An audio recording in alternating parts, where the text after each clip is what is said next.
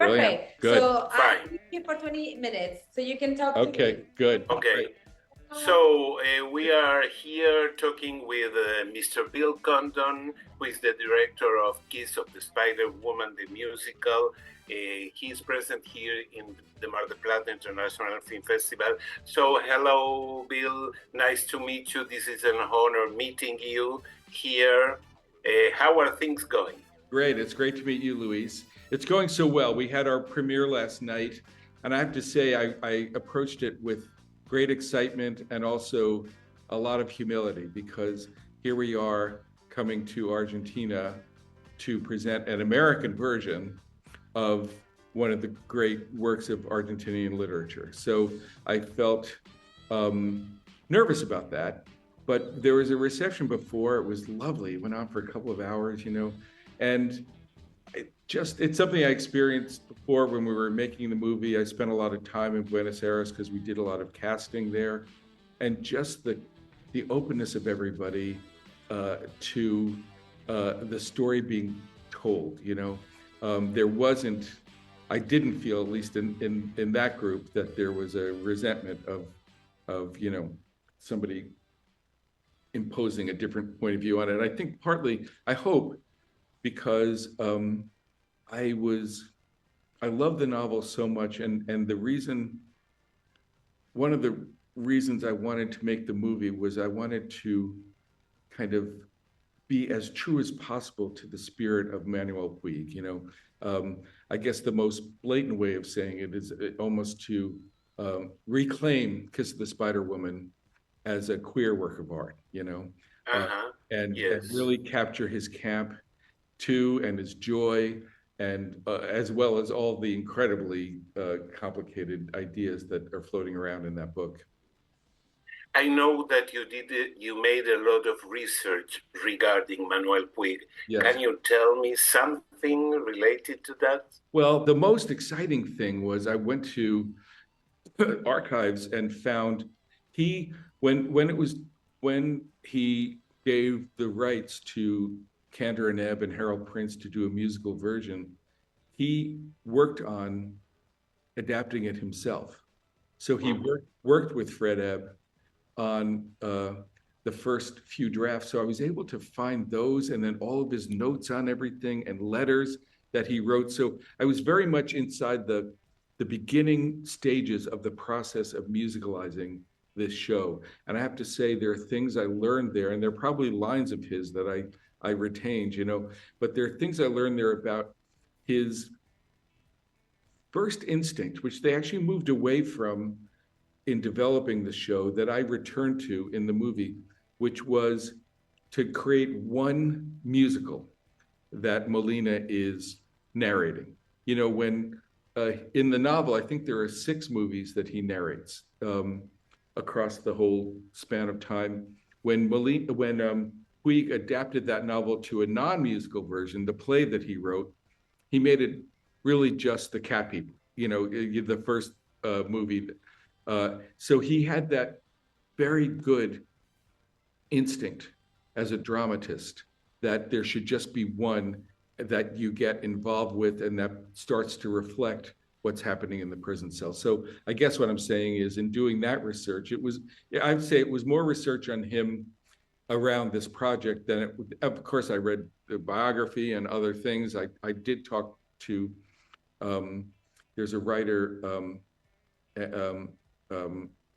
Jaime Enriquez, who had been a student of his at Columbia University, who's written a wonderful set of essays on South American authors called Eminent Maricon. And so he really was able to bring Puig to life for me, but it was mostly sort of having him as a partner, as a dramaturgical partner while I was writing the script, that I most craved.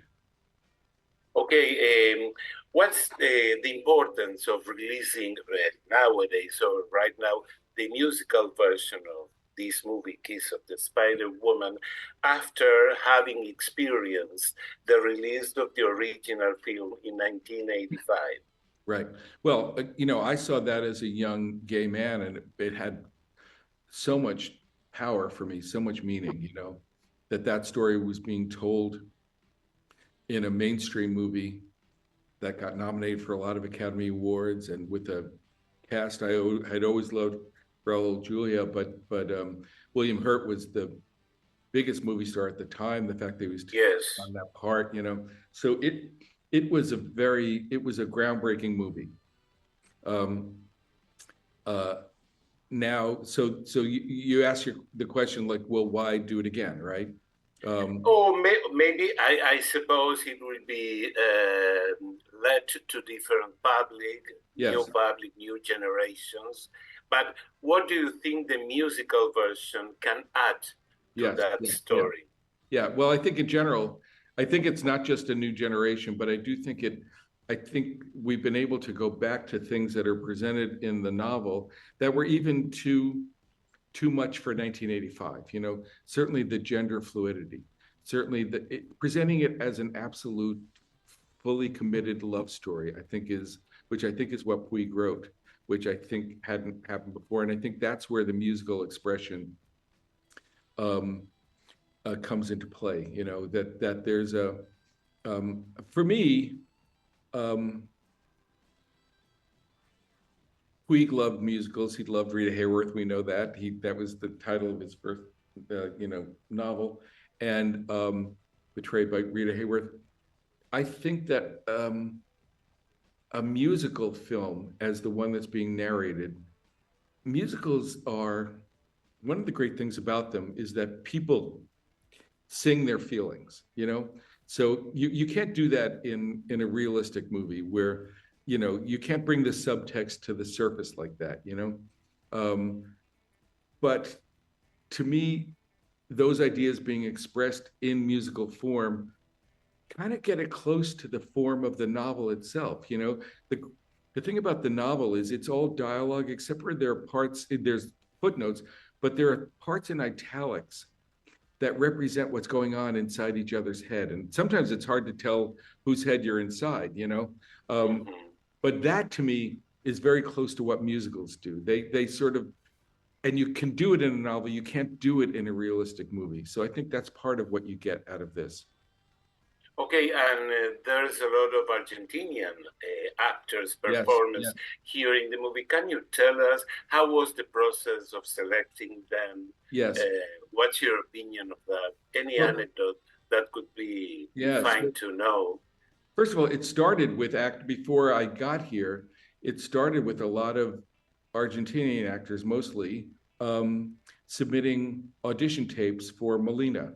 We decided we were going to do a worldwide search, and there were well over 1,000 people who submitted, Wow. And a great example is Federico Sanchez, who's a wonderful actor, and a great stage actor. He, obviously he's done television, film, and all that, but he had done a brilliant audition as Molina, and he was in the mix, and we finally decided to go with someone else. But when I came here and met him, I offered him 3 different roles and let him decide which one he wanted to play, because I just think he's wonderful, so brilliant, and he chose to be a prisoner and to sing this song Corrido, and I have to say it's really among my top 5 favorite moments in the movie, Wow. But in general, we auditioned a wide range, and some Uruguayan actors too, but mostly Argentinian actors. And it was, extraordinary. Part of it is there's such a strong theatrical tradition here, and also such a strong tradition of musical theater, Yes, that this tradition was increased after the pandemics. Really? Why is that? Why? Maybe people were so locked in their houses, in their homes, during one entire year that they decided to go outside and to celebrate them. Anyway, our country is a country who loves theater. Yes, it's a big tradition here to enjoy and to interact with different plays, classics, musicals. Yes. Yeah, so you have people like Josefina Scalgione, whom I'd known because she did a West Side Story in New York, Yes, and she'd yes. been nominated for a Tony Award. And so she immediately came to mind for me as Marta. Even before I got here, I was sort of like, do you think she'd be interested? And then she was, and it was so beautiful. But so many, Mariana Condalucci, so many actors from the theater of Ave Aste. It's such a deep and pool of talent here. And yesterday you had the honor of opening this Mar del Yes, Plata Film yes. Festival. Tell us something about how was the reaction, how behaved the public, Oh, it was so how warm. was the exterior, The the whole experience, total experience at all? the experience was wonderful. I got to say, just the vibe of the festival was really wonderful. There was something so celebratory about to be there with some of the filmmakers who had films there. Um, uh, uh, the Even the presentation to Marilina, like that award, and to see you know a queer actor being celebrated like that was great. Um, but in general, it was, as I said, nervous. I was anxious going in because here I am bringing this American movie to the country where it was born. But I immediately relaxed because people were so Yes. open, and it was really one of the. It's a night I'll never forget. Fine. And what are your next steps after the festival is over? For the film, Regarding the movie, of course. regarding the movie, it's we've opened in America and a few countries, and we were warmly received, but we were not a box office success, right? Which was a disappointment. So the next steps for the movie are it's about to be, I think I don't take it personally that first thing for the movie because almost every movie that's opened this fall in America has not drawn an audience. So I do think we're really coming to terms with the fact that post-pandemic audience Yes. is mostly for grown-up movies is not coming back. And on the other hand, I think that every movie needs its own process, its own That's time. correct. That's correct. So I'm very hopeful in about a week you're gonna be able to rent the movie and watch it at home. And in another couple of months, it'll be streaming. So you just get used to the fact it's disappointing because it's a musical, and you want people to see a musical on the big screen with an audience. I think it's so much a part of what the experience is, but so be it. It doesn't happen here. Or at least there. So that's the next step, sort of keeping promoting it, just understanding that that's just the first step of many steps in a movie's life, and I've experienced this before, movies that sort of are successful and then fade away, and then movies that are less successful and then sort of grow in reputation. And I have been very heartened by the fact, obviously you meet people who like your movie, but this movie specifically, unlike any movie I've done, there's a personal connection that people have felt when they connect to it, that I've heard from so many people. And so that I think is, all you can hope for. But then there's this second wave. There's South America in January. There's Europe in January.